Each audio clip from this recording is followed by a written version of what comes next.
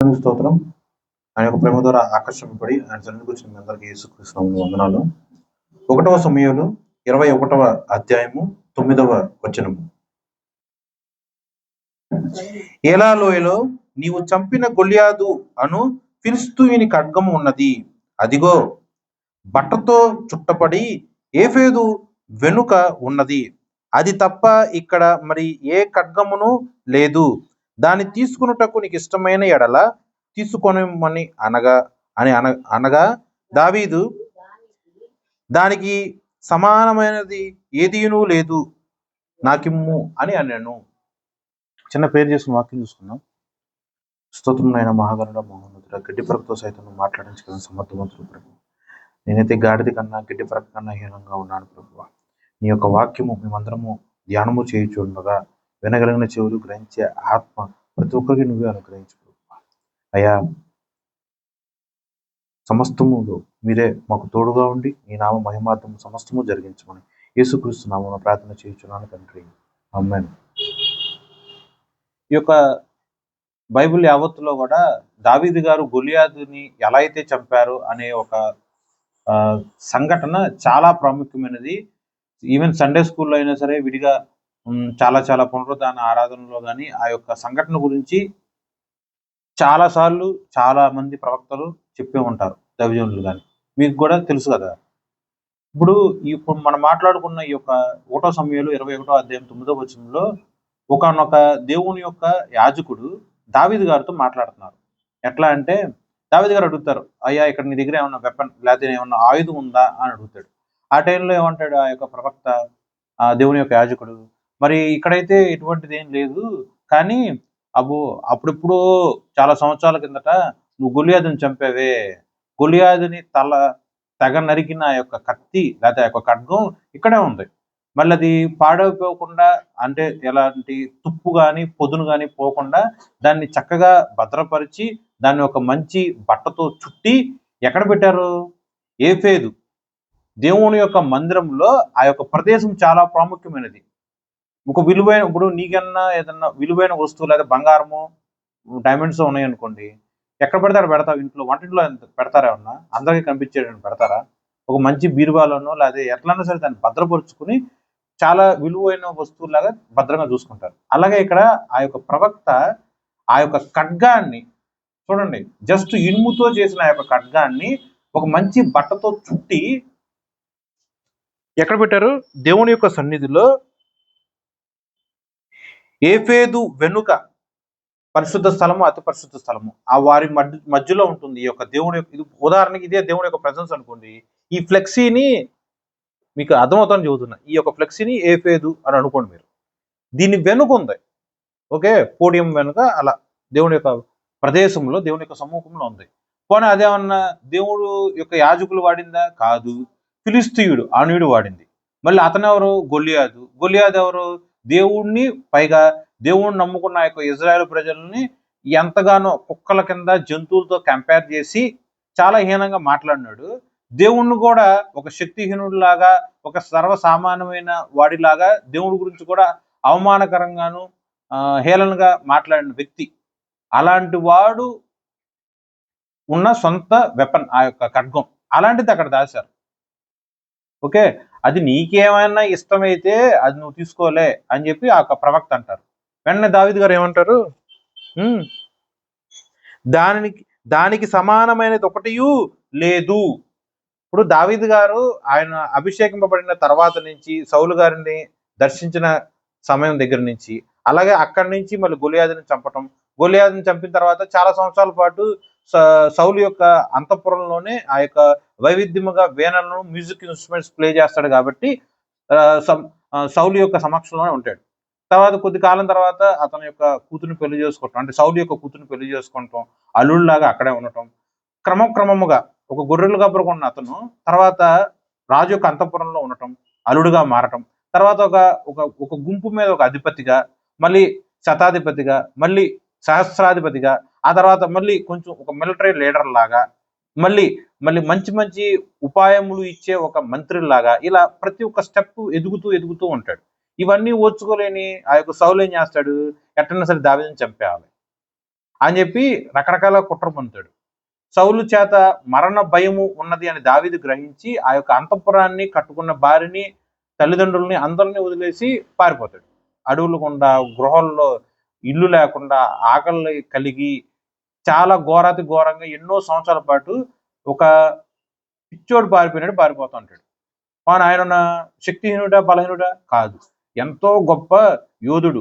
సింహము గుండె ఉన్నవాడు సైతము దావీదుని చూస్తే భయపడతారు, అంత ఫెరోషియస్ వారియర్. ఓకే, అలాంటి ఆయన పారిపోతాడు. పారిపోతాం 4 సంవత్సరాల పాటు అడవుల్లో అలా తిరుగుతూ ఉంటాడు, గృహాల్లో పడి. ఆ 4 సంవత్సరాలు అయిన తర్వాత మళ్ళీ ఇంకో 4 సంవత్సరాల పాటు ఇంకెక్కడ వేరే దేశంలో ఉంటాడు. ఓకే, అదంతా అయిన తర్వాత సౌలు గారు చచ్చిపోయిన తర్వాత ఆ తర్వాత ఇక్కడ మళ్ళీ ఇజ్రాయెల్ దేశానికి తిరిగి వస్తాడు. ఓకే, ఇది దావీదు గారి యొక్క సుమారు క్లుప్తంగా చెబుతున్నా. ఈ యొక్క ప్రయాణంలో ఎన్నో రకాల ఆయుధాలు వాడే ఉంటాడుగా, ఎంతో మందితో యుద్ధం చేశాడుగా. దేవుడి యొక్క మందిరం కట్టాలి అని నాకు ఎంతగానో ఆశగా ఉన్నది అని దేవుడి యొక్క హృదయానుసరణగా ఉన్న దావీదు దేవుడి సన్నిధిలో ప్రార్థన చేస్తుంటే దేవుడు ఏమో బదులిస్తాడు, నీ చెయ్యి రక్తంతో నిండుకొని ఉన్నది, నువ్వు ఎంతో మందిని ఇలా హతం చేశావు, యుద్ధ నీతి ప్రకారము కానీ శత్రువులు, అన్యులను, అమాలయకులను, ఇంకా ఫిలిస్తీయులను, ఎంతో మంది దేశంలో ఉన్న ప్రజలను నువ్వు చంపేశావు. సో నీ చెయ్యి మొత్తం కూడా రక్తంతో నిండుకున్నది. ఇలాంటి చేత్తో నువ్వు మందిరం కట్టమాకు, కానీ నువ్వు నా సన్నిధిలో చేసిన ప్రార్థనను బట్టి, నడిచిన ప్రవర్తన బట్టి, నీ గర్భవాసాన్ని జన్మించిన నీ యొక్క కుమారుడు చేత నీ యొక్క మందిరం నిర్మించబడుతుందని చెప్పి దేవుడు వాగ్దానం చేస్తాడు. సో ఆయన చేతే ఒక రక్తంతో నిండిపోయిందంటే ఎన్ని వైవిధ్యమైన ఆయుధాలు ఆయన వాడుంటాడు, ఎంతమంది చంపుంటాడు ఆలోచన చేయండి. సో ఇన్ని రకాల ఆయుధాల్లో ఏ ఒక్క ఆయుధాన్ని కూడా ఆయన ఎప్పుడు పొగడలా. కానీ ఈ యొక్క గొల్లియాదు యొక్క ఖడ్గాన్ని మాత్రం పొగిడాడు. దీన్ని మించింది ఏం లేదు, ఇది చాలా శ్రేష్టమైనది, ఇది నాకు ఇవ్వు అని అడుగుతాడు. ఓకే, అర్థమైందండి. కానీ ఆయన ఆ యొక్క గొల్లియాదు యొక్క ఖడ్గము దావీదు గారు ఆ సమయంలో తీసుకున్నారు. ఆలోచన చేయండి, అదే ఖడ్గం కదా గొల్లియాదు తయారు చేయించుకున్నాడు, వాడాడు, యుద్ధంలోకి వెళ్ళాడు, ఎంతో మందిని చంపాడు, కానీ అల్టిమేట్గా దావీదు గారి చేత చంపబడి ఉన్నాడు. ఆ ఖడ్గం వినండి ఇటు నా వైపు, గొల్లియాదు యొక్క ఖడ్గం గొల్లియాదుని రక్షించలా. మరి అదే గొల్లియాదు యొక్క ఖడ్గం దావీదుని ఎలా రక్షించింది ఆలోచన చేయండి. గొల్లియాదు యొక్క ఖడ్గం తీసుకొని గొల్లియాదునే దావీదు గారు చంపేశారు. మరి అదే ఖడ్గం తీసుకొచ్చి దావీదు గారు తన యొక్క శత్రువుల దగ్గర నుంచి తను ఎలా రక్షించుకోగలడు? కానీ ఆ ఖడ్గం మించింది ఇంకోటి లేదు, అది నాకు ఇవ్వని అడుగుతాడు. సో ఆయన ఖడ్గం గురించి పొగుడుతున్నాడా, లేకపోతే ఆ ఖడ్గము వలన అతను చేసిన యొక్క శూర కార్యమును జ్ఞాపకం చేసుకుంటూ మాట్లాడుతున్నాడా? ఆలోచన చేయాలి మీరు. నా ప్రశ్న మీకు అర్థమైందా? అర్థమైందా? గొల్లియాదు ఖడ్గం గొల్లియాదు యొక్క ప్రాణాన్ని రక్షించలేకపోయింది, మరి దావీదుని ఎలా రక్షించింది? గొల్లియాదు యొక్క ఖడ్గం దావీదు గారి చేతుల్లో తీసుకొని ఆ యొక్క ఖడ్గం యొక్క అధిపతిగా ఉన్న గొల్లియాదునే చంపేసింది. మరి రేపనే రోజు అలాగే దావీదు గారికి మరణం అదే ఖడ్గం ద్వారా వస్తుంది అన్న భయం ఉండొచ్చు కదా. సో ఆ వాక్యంలో అర్థం ఏంటి ఆలోచన చేయండి. ప్రశ్నలు అర్థమైనయా? ఈ యొక్క 21:9 వచనాలు, 21వ అధ్యాయంలో 9వ వచనం మనము అర్థం చేసుకోవాలంటే ముందుగా అదే 1వ సమూయేలు గ్రంథంలో 17వ అధ్యాయం మనం చూసుకోవాలి. 17వ అధ్యాయం మొత్తం మనం చూసినట్లయితే దావీదుకి గొల్లియాదుకి మధ్య జరిగిన యుద్ధం. దావీదు గొల్లియాదుని ఎలా చంపాడు, ఆ చంపడానికి ముందు గొల్లియాదు ఇజ్రాయేల్ దేవుడిని, ఇజ్రాయేల్ ప్రజల్ని ఎలా మాట్లాడాడు, ఎలా ఛాలెంజ్ విసురుతాడు, ఆ యుద్ధం అసలు ఎన్ని రోజుల పాటు జరుగుతుంది, ఎంతమంది ఇజ్రాయేల్ ప్రజలు, యాక్చువల్గా అందరూ కూడా ఇజ్రాయేల్ సైన్యం మొత్తం కూడా గొల్లియాదుని చూసి భయపడుతూ ఉంటారు, ఇంక్లూడింగ్ సౌలు. ఆ సమయంలో సౌలుకి సుమారు 40 సంవత్సరాలు అటు ఇటుగా ఉంటాయి. మళ్ళీ యోనాదాను కూడా పక్కనే ఉంటాడు. ఓకే, అంటే కొడుకు కూడా ఉంటాడు. మహారాజు అక్కడే ఉంటాడు, యువరాజు అక్కడే ఉంటాడు. కానీ శత్రువుగా ఉన్న గొల్లియాదు దగ్గరికి మాత్రం యుద్ధం చేసే అంత ధైర్యం ఇద్దరికి లేదు. మళ్ళీ ఇద్దరు దేవుడిని ఎరిగిన వాళ్ళే. ఆ యొక్క 17వ అధ్యాయంలో అన్ని రకాల వాక్యాలు ఉంటాయి, మీకు తెలిసిందే. కానీ ఈ యొక్క 17వ అధ్యాయంని, ఈ యొక్క 21వ అధ్యాయాన్ని రెండు క్లబ్ చేసి ఒకదానికి ఇంటర్లింక్గా మీరు చూడండి. దీంట్లో కొన్ని మాటలు మాట్లాడుకుందాం. 17వ అధ్యాయం మనం చూసినట్లయితే తండ్రి గారు పిలుస్తారు, అరే కనిష్ఠుడుగా ఉన్న దావీదు యుద్ధంలో నీకు అన్నగా ఉన్న 3 అన్నయ్యలు అక్కడ యుద్ధం చేస్తూ ఉన్నారు. ఒకసారి వెళ్ళి వాళ్ళని చూసిరా. ఓకే, వెళ్తూ వెళ్తూ ఒడిసేలతో వెళ్ళమాకు. ఇదిగో వాళ్ళకి తీసుకెళ్ళడానికి వాళ్ళు మంచి వేయించిన గోధుమలు చేత చేయబడిన ఒక గోధుమ రొట్లు, ఉదాహరణకి చపాతీలు తీసుకుని వెళ్ళు. అలాగే మీ అన్నయ్యల మీద అధిపతిగా ఉన్న ఆ యొక్క మిలిటరీ లీడర్, ఉదాహరణకి సైన్యాధిపతికి మంచి శ్రేష్టమైన జున్ను గడ్డలు తీసుకెళ్ళి అని చెప్పి తండ్రి గారు కనిష్ఠుడుగా ఉన్న దావీదు గారికి ఆహారం ఇచ్చాడు. తన యొక్క చేతిలో శ్రేష్టమైన ఆహారం ఉంది. శ్రేష్టమైన ఆహారం తీసుకొని ఇంటి దగ్గర నుంచి యుద్ధ జరిగే ప్రాంతంలో ఏలా అనే లోయ ఆ ప్రాంతంలోకి వెళ్తాడు. వెళ్ళిపోయి అన్నయ్యలకు అది ఇస్తాడు, శాస్త్రాధిపతికి లేకపోతే మిలిటరీ లీడర్కి అది ఇస్తాడు. ఓకే, ఇది 17వ అధ్యాయం. అదే 21వ అధ్యాయంలో మీరు చూసినట్లయితే తినటానికి తిండి లేక శత్రువు అనగా సౌలు దగ్గర నుంచి తన ప్రాణాన్ని కాపాడుకునే క్రమంలో తినటానికి తిండి లేక ఎంతో ఆకలి కలిగి ఆ యొక్క దేవుడు సన్నిధిగా ఉన్న ఆ యొక్క ప్రదేశంలోకి వచ్చి ఆ యాజకుని అడుగుతాడు, అయ్యా ఏమన్నా ఉన్నాయా తినటానికి ఇస్తావా అని. బాబు మన దగ్గర ఇప్పుడు తినటానికి ఏం లేవు, దేవుడి యొక్క సన్నిధిలో అర్పించిన ఆ యొక్క రొట్టెలు మాత్రమే నా దగ్గర ఉన్నాయి. అది సామాన్యమైన లేకపోతే సాధారణంగా మనుషులు తినేది కాదు, దేవుడికి అర్పించినవి అని ఆ యొక్క ప్రవక్త బదులిస్తాడు. 17వ అధ్యాయంలో తన దగ్గర తినటానికి ప్లస్ తన యొక్క సహోదరులకు ఇవ్వటానికి ప్లస్ అధికారులకు ఇవ్వటానికి కూడా శ్రేష్టమైన ఆహారం కలిగి ఉన్నవాడు 21వ అధ్యాయంలోకి వచ్చేసరికి పక్కనాలకు పెడతాం కాదు కదా, తను తినటానికి కూడా తిండి లేని హీనమైన నీచమైన చాలా తక్కువ అధమ స్థితిలో ఉన్నాడు దావీదు గారు. 2 వేరియేషన్స్ చూడండి అతని యొక్క జీవితంలో. అలాగే 17వ అధ్యాయంలో మీరు చూసినట్లయితే తన ఎదురుగా ఉన్న ఒక గొలియాదుని ఒట్టి చేతులతోనే వెళ్తాడు యుద్ధానికి. అంటే తన చేతిలో ఉన్న ఒక 5 నున్నటి రాళ్ళు తీసుకొని వచ్చి ఇలా గిర్ర తిరిగి ఇసిరేసే ఒక చిన్న వెపన్, అంటే చిన్న ఉదాహరణకి ఇప్పుడు కాలంలో కాకుల్ని లేకపోతే పక్షు వాటిని చంపడానికి వాడతారు. అది తీసుకుని వెళ్తాడు. ఒడిశా తీసుకుని వెళ్తాడు. అదే 21వ అధ్యాయంలో తన దగ్గర ఏం లేదు, ఖాళీ చేతులు. పైపెచ్చు అబద్ధం ఆడతాడు.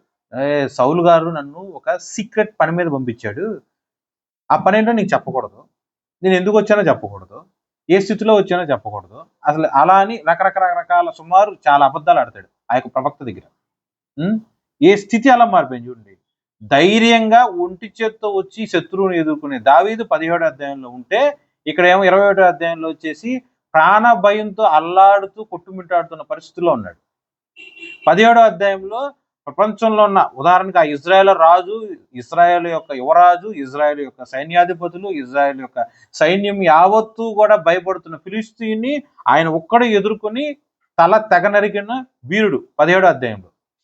21వ అధ్యాయంలో ప్రాణభయం కోసం పారిపోయి ఒక పిచ్చోడ్లాగా తన నోట్లో నుంచి ఉమ్ము తనే కార్చుకుంటూ తన యొక్క గడ్డం యొక్క నొసల్లో నుంచి కారిపోయేటట్టు వెర్రివాడిలాగా ప్రవర్తించాడు. 17వ అధ్యాయంలోని యోధుడు, వీరుడు, ధీరుడు.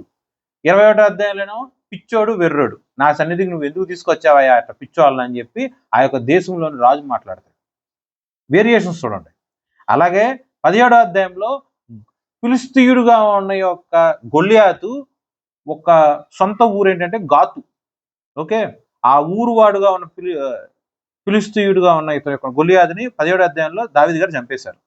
21వ అధ్యాయంలో అదే గాతు ఊరిలో అదే ఫిలిష్తీయుల యొక్క ప్రాంతంలో ఆ యొక్క ఫిలిష్తీయులకు అధిపతిగా ఉన్న మహారాజు దగ్గరికి వెళ్తాడు. వెళ్ళిన తర్వాత మహారాజు చూసి గుర్తుపడతాడు, నువ్వు దావీదు కదా, కొన్ని సంవత్సరాల కింద నువ్వు గొల్లియాతుని చంపావు కదా, సౌలుకి 1000 కొలది దావీదుకు 10,000 కొలది కీర్తనలు ఇలా ఉండును గాక అని చెప్పి మాట్లాడిన వాడు నీ గురించే కదా అని దావీదుని అంటే అని చెప్పి అతను పిచ్చోళ్ళలాగా ప్రవర్తిస్తాడు. వేరియేషన్స్ చూడండి. అతను ఏ ఊరు వాడుగా, ఏ శత్రు వాడుగా ఉన్న యొక్క ఫిలిష్తీయుని చంపాడో అదే ఊరిలో ఒక పిచ్చోళ్ళ లెక్క రోడ్డు మీద వెళ్తూ తర్వాత అంతఃపురంలో రాజు యొక్క సమస్యలోకి అతను ప్రత్యక్షమవుతాడు. అలాగే ఎవరి ఖడ్గం తీసి ఆ యొక్క వ్యక్తిని చంపాడో అతని ఖడ్గం ధరించుకొని 21వ అధ్యాయంలో అతని యొక్క సొంత ఊరిలోకి, అతని యొక్క ప్రాంతంలోకి వెళ్తాడు.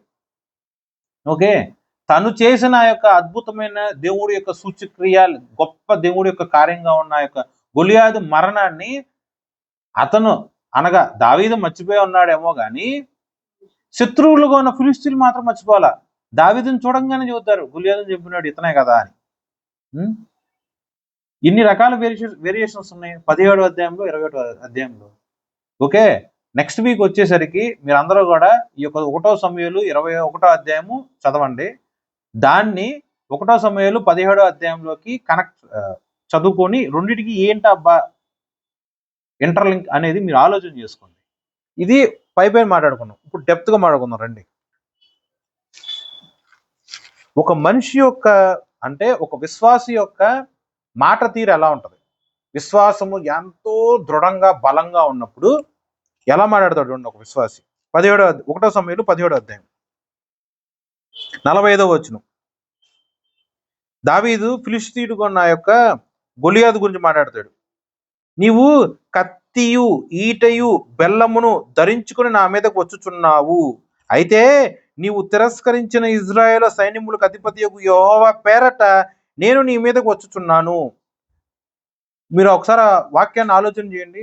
శత్రువు లేదా ఒక అపవాది మన మీదకి వచ్చినప్పుడు ఎలా వస్తున్నాడు? శత్రువు కత్తి తీసుకునన్నా వస్తాడు, అబ్బా ఈటలను తీసుకొనన్నా వస్తాడు, బల్లెమ్ములు ధరించుకునన్నా వస్తాడు, ఏదో ఒకటి ఒక ఆయుధాలు తీసుకొని మన మీద దాడి చేయడానికి వస్తూ ఉన్నాడు.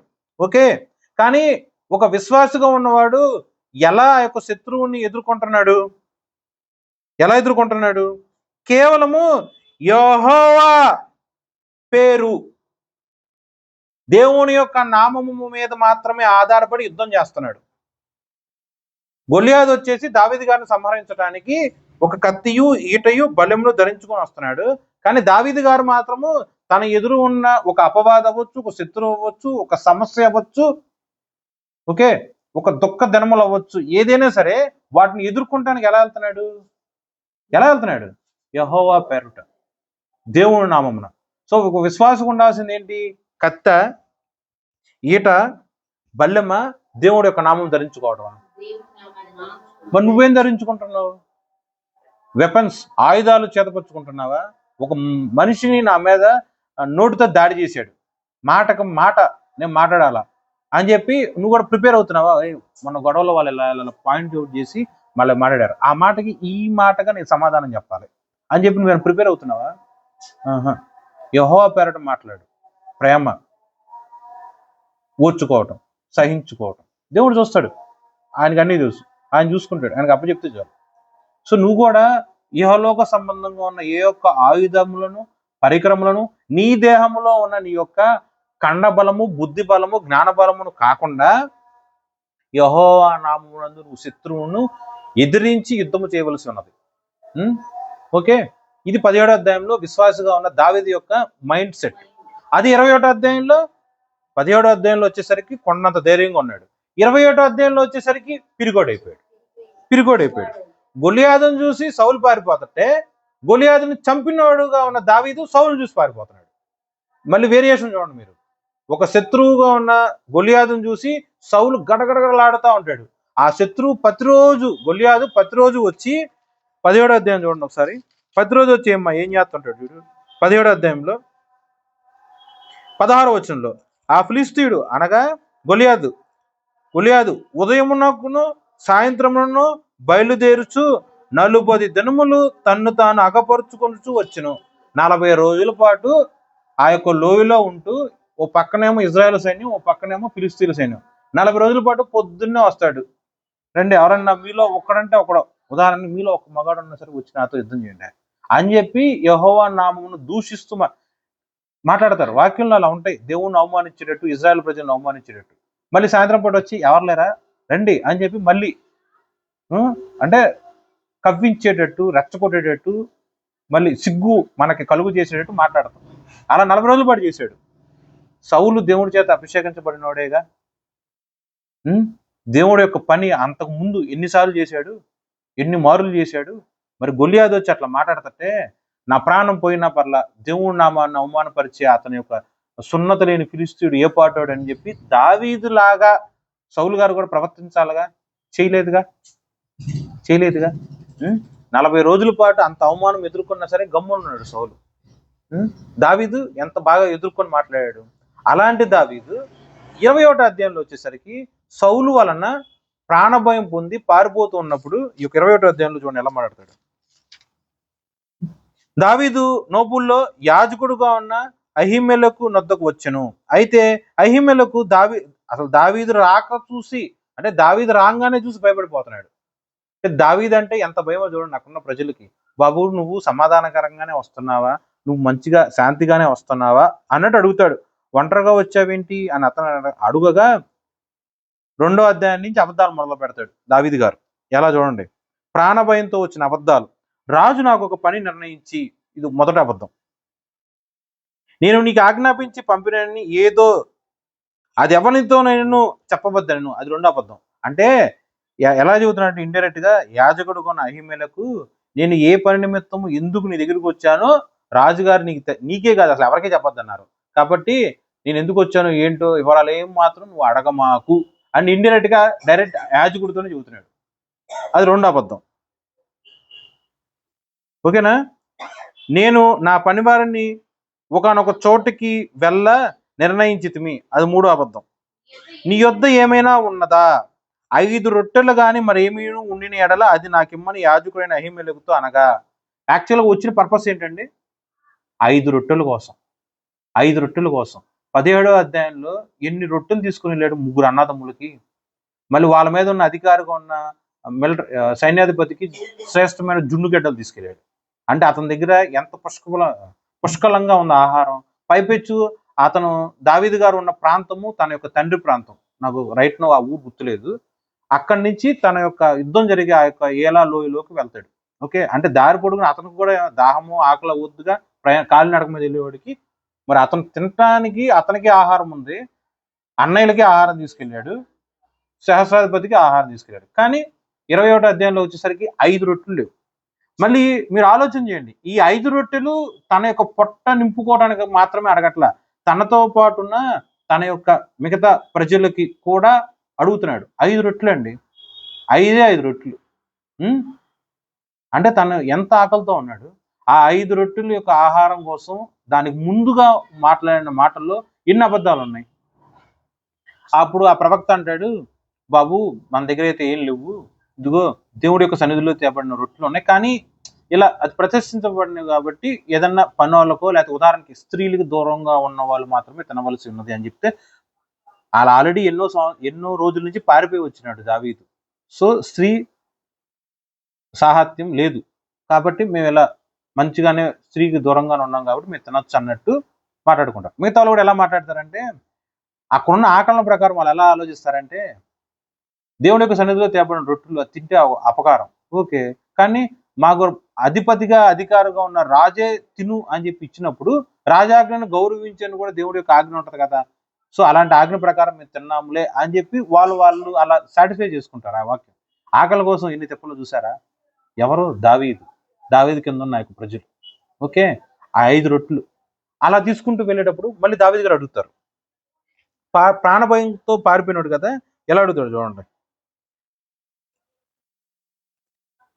7వ వచనంలో, 21వ అధ్యాయం 7వ వచనంలో, ఆ రొట్టెలన్నీ తీసుకున్న తర్వాత, ఆ దినమున సౌలు యొక్క సేవకుల్లో ఒకడు అక్కడ యెహోవా సన్నిధి ఉండెను, అతని పేరు దోయేగు అను ఎదోమీయుడు, అతడు సౌలు పశువుల కాపరులకు పెద్ద. ఓకే, మొత్తానికి అతను ఆ యొక్క సన్నిధిలో ఉన్నాడు, ఆ యాజకుడితో మాట్లాడుతున్నాడు, రొట్టెలు తీసుకున్నాడు. ఇవన్నీ కూడా ఎవరు చూస్తారు, సౌలు యొక్క పశువుల సంపదను లేకపోతే పశువుల యొక్క కాపరులు అందరికి కూడా ఒక పెద్ద అంటే అతను మంచి అధికారేగా. ఏమండి, రాజుకి ఎన్ని ఉంటాయి పశువులు, రాజు కింద ఎంతమంది కాపరులు ఉంటారు, ఆ కాపరులకి ఇతను పెద్దోడు, అధికారంలో ఉన్నాడు, అంటే అతనికి చాలా హోదా ఉంటది కదా. అతను ఎదోమీయుడు, ఇప్పుడు నన్ను ఇక్కడ చూశాడు కాబట్టి అతను వెళ్ళిపోయి రాజుకు చెప్తాడు కదా అని చెప్పి మళ్ళీ ఇంకో భయం, రాజు ద్వారా వచ్చిన భయం కాకుండా రాజు కింద పనిచేసే వాడిని చూసినా కూడా దావీదు గారికి భయం వచ్చింది. అందుకనే అప్పుడు ఆయుధాన్ని గురించి ఆలోచిస్తాడు, అందుకు మాట్లాడతాడు. రాజు పని వేగరముగా జరగవాలని ఎరిగి నా 8వ అధ్యాయంలో మాట్లాడేది కూడా ఒక అబద్ధం. అది రాజు పని వేగరమా జరుగువలనని ఎరిగి నా ఖడ్గమునైనను ఆయుధమునైనను నేను తేయలేదు. అదొక అబద్ధం. ఇక్కడ నీ యొద్ద ఖడ్గమైనను ఈటైనను ఉన్నదా అని దావీదు అహీమెలకును అడుగగా, అవసరం ఏంటి? ఖడ్గం యొక్క అవసరం ఏంటి? ప్రాణభయమేగా. లేకపోతే ఇదిగో ఇతను దోయోగు అనేవాడు ఎదోమీయుడు అక్కడ ఉన్నాడు కాబట్టి అతను వెళ్ళి రాజుకి చెప్పే ఛాన్స్ ఉందేమో, లేకపోతే అతను చంపేద్దాము అన్న ప్లానింగ్ కూడా అవ్వచ్చు. నెక్స్ట్, అప్పుడు ఆ యొక్క యాజకుడు మాట్లాడతాడు. ఏలా లోయలో నీవు చంపిన గొలియాదు అని ఫిలిష్తీయుని ఖడ్గం ఉన్నది. ఈ మాట మీరు ఇంకోసారి జాగ్రత్తగా ఆలోచన చేయండి. ఖడ్గం ఉందా నీ దగ్గర? ఏదన్నా ఖడ్గం ఉందా నీ దగ్గర? ఏదన్నా ఈట ఉన్నదా అని దావీదు ప్రవక్తను అడిగినప్పుడు, లేదా యాజకుడిని అడిగినప్పుడు, అవును నా దగ్గర ఒక ఖడ్గం ఉంది అని చెప్పచ్చు. అంతే కదా? అలా చెప్పలా, ప్రదేశంతో సహా చెప్పాడు. ఏలా లోయలో ఏ సందర్భంలో ఏ సంఘటనలో ఆ ఖడ్గము వాడబడి ఉన్నది కూడా గుర్తు చేశాడు. ఫిలిష్తీయుడు ఆ యొక్క గొలియాదు యొక్క తల తెగ నరికిన సందర్భం. ఆ ఖడ్గం ఇక్కడ ఉంది. ఎక్కడ ఉంది? దేవుడి యొక్క సమ్ముఖంలో ఉంది. ఎలా ఉంది? పిచ్చిదానిలాగా తుప్పు పడేదానిలాగా వాడకుండా పడేలా, ఎప్పుడు అవసరమైతే అప్పుడు వాడటానికి సిద్ధపాటు కలిగి రెడీగా ఉంది. ఓకే, అంటే గుడ్డతో చుట్టి రెడీగా ఉంది. గుడ్డ తీస్తే అది యుద్ధం చేయడానికి ఉపయోగపడుతుందా లేదా? ఈ 4 రకాల మాటలు మీరు ఒకసారి నెంబర్ వేసుకోండి. దావీదుకి అది ఇండైరెక్ట్ గా ఒక బూస్టింగ్ లాంటిది. అంటే ఎంతో భయాక్రాంతుడుగా ఉన్న దావీదు గారికి ఆ యొక్క వాక్యం ఎలా ఆలోచన చేయాలి అంటే, ఇప్పుడు పిరిగ్గాడు ఉన్నావు, ఇన్ని రకాల అబద్ధాలు నువ్వు ఆకలితో ఉన్నావు, ఒక్క రొట్టు కూడా నీ దగ్గర లేదు, నువ్వు తిని కూడా చాలా రోజులైంది, నిన్ను నమ్ముకున్న ప్రజలు కూడా నీకులాగా ఆకలితో అల్లాడిపోతున్నారు. నెక్స్ట్ ఇంకోటి, ప్రాణభయంతో పారిపోయావు, ప్రదేశాలు మారిపోయావు. ఒకప్పుడు ఎంతో మందిని ఎదుర్కొని నువ్వు శత్రువులందరినీ కూడా చంపేసిన ధీరుడివి. ఇప్పుడు సౌలు గారి వల్ల నువ్వు పారిపోయావు, ప్రాణభయంతో పారిపోయావు. ఇలాంటి నీకు దేవుడి యొక్క వాక్యం ఏం చెప్తుందంటే, ఏ స్థితిగతుల్లో, ఏ పరిస్థితుల్లో, ఏ ఊర్లో అనగా ఏలా లోయలో నువ్వు చేసిన యొక్క విశ్వాసపరమైన శూర కార్యమును మళ్ళీ ఒకసారి జ్ఞాపకం చేసుకో. నీ యొక్క బ్రతుకుల్లో కూడా, అంటే మనందరి జీవితంలో కూడా ప్రస్తుత కాలంలో కానీ రాబో కాలంలో కానీ ఇలా దావీదు గారు అధైర్యపడినట్లుగా ఏదో ఒక సందర్భం రావచ్చేమో. విశ్వాస జీవితం ఎప్పుడు కూడా పూల పాన్పులాగా పూల మీద మంచిగా నడుచుకుంటా వెళ్ళేటట్టు ఉండదు. కత్తి మీద సాములాగా ఇరుకు మార్గం కాబట్టి కష్టం వస్తుంది. దేవుణ్ణి ఎలా అయితే లోకం ఒక శత్రువులాగా చూశారో, దేవుడు బిడ్డలుగా ఉన్న యొక్క విశ్వాసులను కూడా లోకస్తులు ఒక శత్రువులాగానే చూస్తారు. నువ్వు ఏదో ఒక సందర్భంలో భవిష్యత్తులో అయినా సరే, లేదా ప్రస్తుత కాలంలో అయినా సరే పిరికివాడుగా నిస్సహాయ స్థితిలో ఉండి అల్లాడిపోతున్నావేమో. ఒక్కసారి కళ్ళు మూసుకొని, గడచిన దినముల్లో నీ పక్షమున పలానా సంవత్సరంలో పలానా నెలలో దేవుడు ఏదైనా సరే అద్భుతం చేయలేదా? దేవుడు నీకే జ్ఞాపకం చేస్తున్నాడు. నోటి మాటతో, అంటే గొలియాదు యొక్క నోటి మాటను పైకి కనిపించే ఆ యొక్క బలమైన రూపాన్ని చూసి 6 మూరలో లేకపోతే 7 మూరలో ఉన్న వ్యక్తిని చూసి అందరూ భయపడుతూ, అంటే శత్రువు యొక్క కెపాసిటీని చూసి అందరూ భయపడిపోతూ ఉంటే, విశ్వాసంతో నువ్వు యుద్ధం చేసావు కదా, దేవుడి యొక్క కార్యం నువ్వు చూసావు కదా. ఒట్టి చేతులతో వెళ్ళిపోయి శత్రువు యొక్క ఆయుధాన్ని తీసుకుని మళ్ళీ అదే శత్రువు యొక్క తల తెగనరిగావు కదా. ఒకసారి ఇవన్నీ నువ్వు గుర్తు చేసుకో. అంటే నువ్వు దేవుడి దగ్గరికి వచ్చినప్పుడు ఆరంభ స్థితిలో ఉన్న నీ విశ్వాసం ఎలా ఉంది, ప్రస్తుత కాలంలో ఉన్న నీ యొక్క విశ్వాస స్థితి ఎలా ఉంది?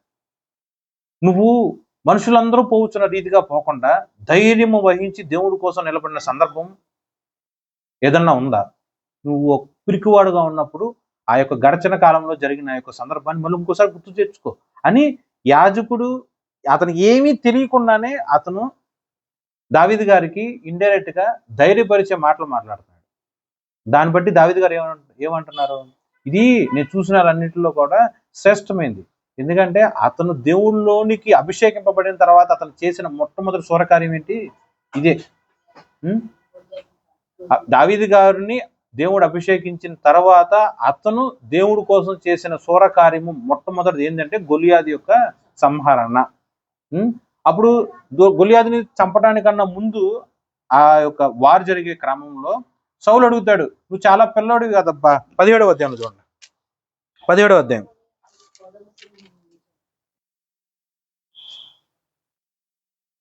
33వ వచనంలో సౌలు దావీదుతో అంటాడు, ఈ ఫిలిష్తీని ఎదుర్కొన్న వానితో పోట్లాడుటకు నీకు బలము చాలదు, నీవు బాలుడవు.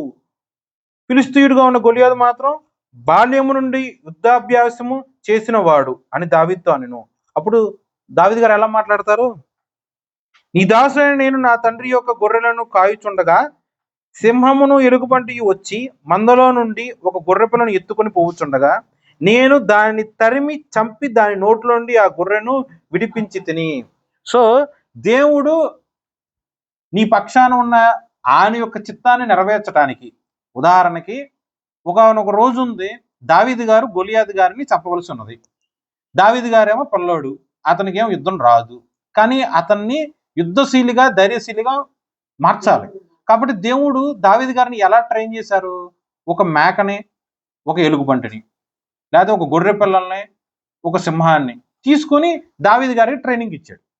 ఆ ట్రైనింగ్ లెసన్స్ వల్ల, ఆ యొక్క అభ్యాసం వలన దావీదు గారు ఎలుగుబంటిని చంపటం, దావీదు గారు సింహమును చంపటం, సింహం ఉంటేనే పారిపోతాం, అసలు ఉందంటే ఎవరు వెళ్ళరు, అలాంటిది సింహం యొక్క గెడ్డం పట్టుకుని దాన్ని చంపేయటం, దాన్ని సంథింగ్ ఎట్లన్నా సరే దావీదు గారు చంపేశారు. ఇదంతా కూడా ఒక అభ్యాసం.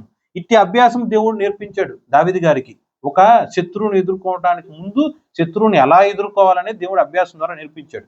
అలాగే నీకైనా సరే, నాకైనా సరే అపవాదుని ఎదుర్కొన్నటకు ప్రార్థన ద్వారా ఎలా ఎదుర్కొనవాలి, దైవ చిత్తానుసారమైన దుఃఖంతో ఎలా ఎదుర్కొనవాలి, ఇలా ప్రతి దాంట్లో కూడా దేవుడికి ముందుగా అభ్యాసం చేయడా.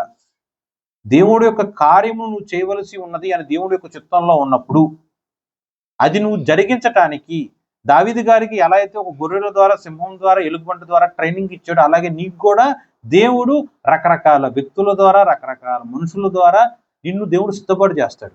ట్రైన్ చేసేది ఆయనే, యుద్ధంలో దింపేది ఆయనే, యుద్ధం జరిగించేవాడు ఆయనే.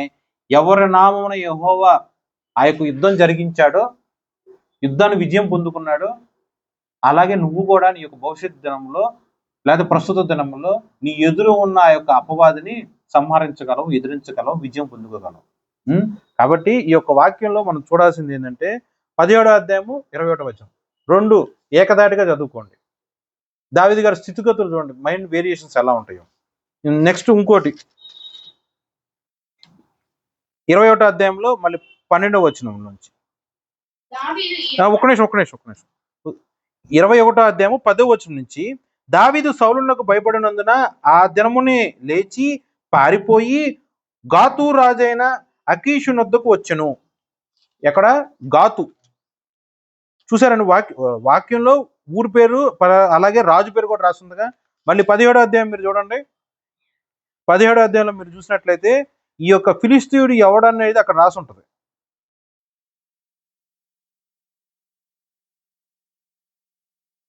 17వ అధ్యాయంలో 4వ వచనంలో గాతు వాడైన గొలియాదు, ఓకే, గొలియాతు అను సూర్యుడు ఒకడు ఫిలిష్తీయుల దండుల నుండి బయలుదేరుతూ వచ్చెను. అతని యొక్క హైట్ కానీ, అతని యొక్క హెల్మెట్ కానీ, చేతులకు ధరించిన ఆర్మర్ కానీ, ఒంటికి ధరించిన ఆర్మర్ కానీ, కాళ్ళకి ధరించిన ఆర్మర్ కానీ, అతని చేతిలో ఉన్న యొక్క ఖడ్గము ఎలా ఉంది, అతని చేతిలో ఉన్న ఒక బల్లెం యొక్క బార్ ఎంత ఉంది, ఒక ఓడ అంత బార్ ఉంది. ఆ యొక్క బల్లెం యొక్క చివరిలో ఉన్న ఇనుము యొక్క బరువు ఎంత ఉంది, ఇన్ని తులాల బరువు ఉంది. ఓకే, అతని యొక్క రూపురేఖలు కానీ, బాహ్య రూపం కానీ మొత్తం క్లియర్గా ఎక్స్ప్లెయిన్ చేస్తుందిగా. అంటే శత్రువు యొక్క క్యాపబిలిటీ, అపవాది మన మీద ఎన్ని రకాలుగా ఎంత ఘోరంగా మనం దండెత్తడం లేకపోతే ఓడించడానికి ప్రయత్నం చేస్తాడో వివరంగా రాస్తుంది. కానీ ఇన్ని చూసిన దావీదు ఆ యొక్క శత్రువుని చూసి మాత్రం ఎక్కడ కూడా భయపడలా, కానీ సౌలు చూసి వెళ్ళిపోయాడు. ఇప్పుడు అతను ఆలోచన చేయండి, దావీదు గారు ఫిలిష్తీయుడు ఉన్న గొలియాదును చూసి ధైర్యం వహించడానికి అతని యొక్క సొంత ధైర్యం కారణమా, మళ్ళీ ఈ యొక్క సౌలుని చూసి పారిపోవడానికి కూడా ఆ యొక్క పిరికితనమే కారణమా? ఏమంటారు?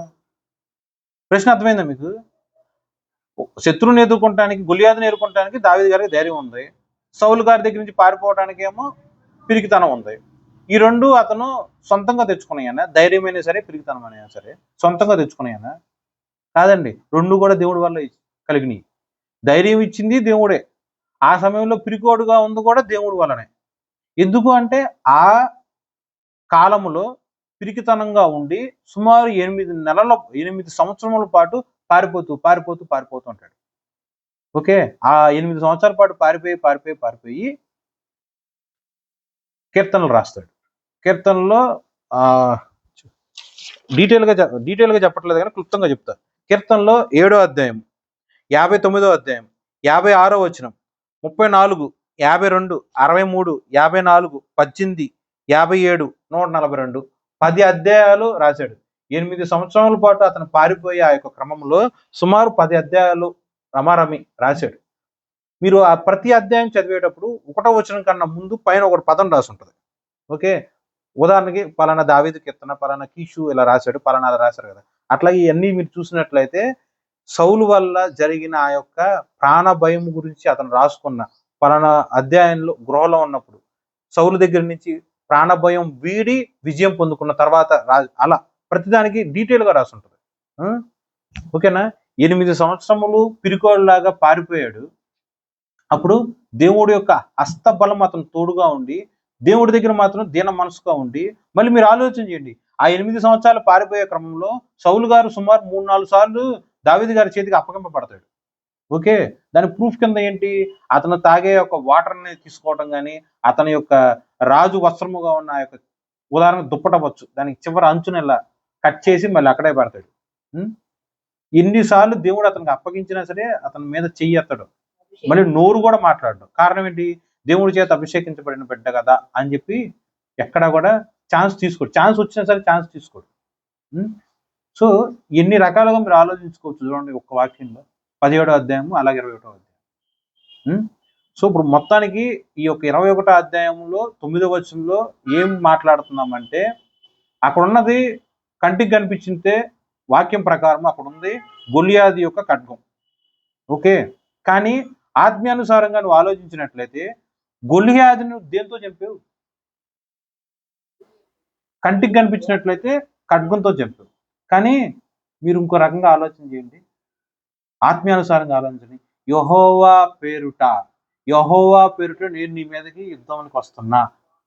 ఓకే, మనకి కంటికి కనిపించేది కేవలం గొలియాదు యొక్క ఖడ్గం 21వ అధ్యాయం 9వ వచనం. కానీ నువ్వు ఆత్మీయానుసారంగా ఆలోచిస్తే అది దేవుడి యొక్క వాక్యం. దేవుడి యొక్క వాక్యంతో అపవాది యొక్క తల తెగ నరికాడు దావీదు. నీ యొక్క విశ్వాస జీవితంలో గడిచిన కాలంలో నువ్వు దేవుడి యొక్క కృపలో చేసిన ఎన్నో కార్యములు మళ్ళీ ఇంకోసారి జ్ఞాపకం చేసుకో. నువ్వు అధైర్యంగా ఉంటే గనక గతంలో చేసిన దేవుడు ప్రస్తుతంలో నీకు చేయడా? గతంలో చేసిన దేవుడు రేపనే రోజు నీకు చేయడా? కానీ గతంలో ఉన్న విశ్వాసం కూడా నువ్వు ప్రస్తుతంలో కూడా ఉండాలిగా. గతంలో కనపరిచిన విశ్వాసము నువ్వు రేపటి దినములుగా ఉండాలిగా. గతంలో కనపరిచిన పరిశుద్ధత ప్రస్తుత కాలంలో కూడా కనపరచాలిగా. గతంలో కనపరిచిన ప్రార్థన ప్రస్తుత కాలంలో నువ్వు కనపరచాలిగా. గతంలో నువ్వు ప్రవర్తించిన ఆ యొక్క ఇరుకు మార్గం గుండా దేవుడి యొక్క కట్టడలను ఆజ్ఞలను ప్రవర్తించిన తీరు ప్రస్తుత కాలంలో కూడా నువ్వు ప్రవర్తించాలిగా. ఏమీ చేయకుండా మళ్ళీ దేవుని క్వశ్చన్ చేస్తే అట్లా చెప్పండి. సో ఆ యొక్క 21వ అధ్యాయము 9వ వచనంలో మన కంటికి కనిపించింది కేవలము గొలియాదు యొక్క ఖడ్గం. అందుకే ఇందాక ఒక ప్రశ్న సంధించా, గొలియాదు యొక్క ఖడ్గము గొలియాదునే కాపాడలేనప్పుడు గొలియాదు యొక్క ఖడ్గము దావీదుని ఎలా కాపాడుతుంది? మరి దావీదుని కాపాడేది ఏంటి? ఖడ్గము అనగా వాక్యము అను 2 అంచుల ఖడ్గము. హెబ్రీ 10వ అధ్యాయంలో రాసి ఉంటుంది.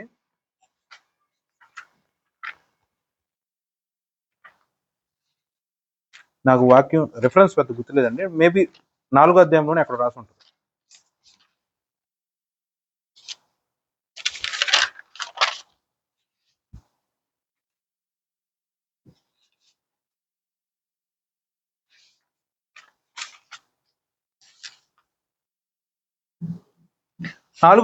హెబ్రీలు రాసిన పత్రిక. ఎందుకనగా దేవుని వాక్యము సజీవమై బలము గలదై 2 అంచుల గల ఎటువంటి ఖడ్గము కంటేను వాడిగా ఉండి ప్రాణాత్మలను కీలను మూలుగలను విభజించు మట్టుకును తూరుచు హృదయం యొక్క తలంపులను ఆలోచనను శోధించుచున్నది. ఓకేనా? ఇప్పుడు మీరు గొలియాతుని ఆ యొక్క 17వ అధ్యాయంలో మీరు చూసినట్లయితే అతని యొక్క శిరస్రావము, అతని యొక్క చేతులకు కాళ్ళకు, అతని యొక్క ఒంటికి ధరించుకున్న ఆర్మర్ షీల్డ్ గురించి వివరణగా రాసింది. అదే ఈ యొక్క హెబ్రీ రాసిన పత్రిక 4వ అధ్యాయం 12వ వచనంలో మీరు చూసినట్లయితే ఆ యొక్క వాక్యము అను దేవుడి యొక్క మాట ఏం చేస్తుంది? రెండంచుల ఖడ్గముల రెండంచులు కలిగి ఎంతో పొదునుగా ఉంటది. ఆ పొదును ఏమేమి సంహరిస్తుంది? మీరే చూడండి. ఎటువంటి ఖడ్గము కంటే కూడా వాడిగా ఉండి ఎంతో పొదునుగా ఉంటుంది. ప్రాణాన్ని, ఆత్మలను, కీళ్లను, మూలుగలను విభజించు మట్టుకు గొలియాతు యొక్క దేహములో తల, మొండు వేరు చేయబడిందా? అతని యొక్క ప్రాణాన్ని, అతని యొక్క ఆత్మని, అతని యొక్క మూలుగుల్ని, అతనికి ఎముకని మెడ నరికినప్పుడు మెడ నరాలు, అక్కడున్న ఎముకలు వగేరా మొత్తం లేచిపోయింది, రెండుగా విభజించబడ్డాయి కదా. అంత షార్ప్గా ఉంటుంది దేవుడి యొక్క వాక్యం, అంత షార్ప్గా ఉంటుంది. ఆ గొలియాతు నాకు అపవాదిని లేకపోతే శత్రువుని దావీదు గారు నరికింది మనమందరికి కంటికి కనిపించేది కత్తి వల్ల, ఖడ్గం వల్ల. కానీ వాక్యానుసారంగా చూస్తే అది కత్తి కానే కాదు, దేవుడి యొక్క వాక్యం, యెహోవా పేరు. సో నువ్వు కూడా నీ యొక్క దైనందిక జీవితంలో రాబో దినముల్లో దేవుడు యొక్క పని నిమిత్తం ఏదైనా సరే దేవుడి యొక్క చిత్తానుసారంగా ఏది చేయాలన్నా సరే నువ్వు ధరించుకోవాల్సింది బాహ్యముగా కనబడవలసిన యుద్ధోపకరణము కానే కాదు, ఒకే ఒకటే, యెహోవా నామము అగు దేవుడి యొక్క వాక్యము అను దేవుడి యొక్క ఖడ్గం. అది బహుగా వాడిగా ఉంటది, ప్రాణాన్ని వేరు చేస్తుంది, ఆత్మల్ని వేరు చేస్తుంది, శరీరంలో ఉన్న అవయములను వేరు చేస్తుంది, కీళ్లను వేరు చేస్తుంది, శరీరంలో ఉన్న మూలుగులను వేరు చేస్తుంది. ఓకే, ప్రతిదీ నరకగలుగుతుంది, అంత షార్ప్గా ఉంటుంది. రెండంచులు ఎటు పడితే అటు వాడచ్చు. ఓకేనా? సో జాగ్రత్తగా ఈ యొక్క 21:9 అంత బాగా కూడా మీరు నెక్స్ట్ సండే వచ్చేటప్పుడు ఆ చెప్పిన హోంవర్క్ మీరు చేయండి. నెక్స్ట్ ఇంకోటి చూడండి, ఇంకోటి ఏంటంటే ఈ యొక్క సౌలు గారు దావీదు గారిని చంపడానికి 8 సంవత్సరాల పైన ప్రయత్నం చేస్తూనే ఉంటాడు, 8 సంవత్సరాల పాటు. కానీ 8 సంవత్సరాల్లో మధ్యలో సుమారు 3-4 సార్లు పాటు దావీదు గారు, సౌలు గారు ఒకరినొకరు ఎదుర్కొనేటట్టు ప్రత్యక్షమవుతారు. కానీ ఎక్కడా కూడా సౌలు చేతికి దావీదు అప్పగింపబడలేదు. కారణం ఏంటి? సౌలు యొక్క చేతులు బలహీనంగా ఉన్నాయా? కాదండి, సౌలు బలవంతుడే. ఓకే, అతని యొక్క ఆయుష్ కూడా సుమారు 70-72 సంవత్సరాలు ఉంటుంది. సౌలు మహారాజుగా ఉన్నది కూడా సుమారు 40 సంవత్సరాలు అటు ఇటుగా ఉంటుంది. మహారాజుగా ఉన్న అతను 2 దేశాలకు, యూదా దేశానికి, ఇజ్రాయెల్ దేశానికి అనుకుంటా, అతని దగ్గర ఎంతమంది మనుషులు ఉంటారు? ఒక దావీదు గారిని పట్టుకోవటానికి అతను ఎంతమంది మనుషుల్ని, ఎన్నిసార్లు, ఎన్ని రోజులు, ఎంతమంది అంటే ఒక 10 మందినా, 20 మందినా, 100 మందినా, 1000 మందిని పంపించుంటాడు దావీదు గారిని వెతకటానికి. ఒక్కడ కంటవన్నా దావీదు గారు పడ్డారా? మనుషులతో పాటు ఎంతమంది స్పైస్, ఉదాహరణకి ఇప్పుడున్న కాలంలో ఏదైనా లెటర్స్ లేకపోతే సీక్రెట్ మెసేజెస్ లాంటివి ఉంటాయి. కానీ పూర్వం ఏముంటాయి? పక్షులను వాడతారు, వాసన చూసి పసిగడటానికి కుక్కలను వాడతారు, డాగలను వాడతారు, అదే ఈగిల్స్ని వాడతారు. ఇవన్నీ కూడా పంపిస్తారు. దావీదు దొరకలా. అలా 8 సంవత్సరాలు జరిగిందండి. 8 సంవత్సరాల పాటు దేవుడి యొక్క హస్తముల్లో దాచబడిన యొక్క దావీదుని సౌలు గారు ముట్టుకోలేకపోయారు. కానీ కంటికి ఏది కనిపించారు. అంటే దేవుడి యొక్క హస్తంలో ఉన్న నువ్వు నీ శత్రువుకు నువ్వు కనిపిస్తావు, కానీ నేను టచ్ చేయలేరు. ఓకే, సో ఇట్టి వాక్యంలోని నిగూఢమైన రహస్యములు దేవుడు మనందరికీ కూడా తెలియబడినట్లుగా మనము దేవుడి యొక్క సన్నిధిలో వినయము కలిగి ఆయన్ని అర్థిస్తూ ఉన్నాము. ఈ వాక్యం దేవుడు ఫలించి వృద్ధి చేయను గాక. ఆమేన్.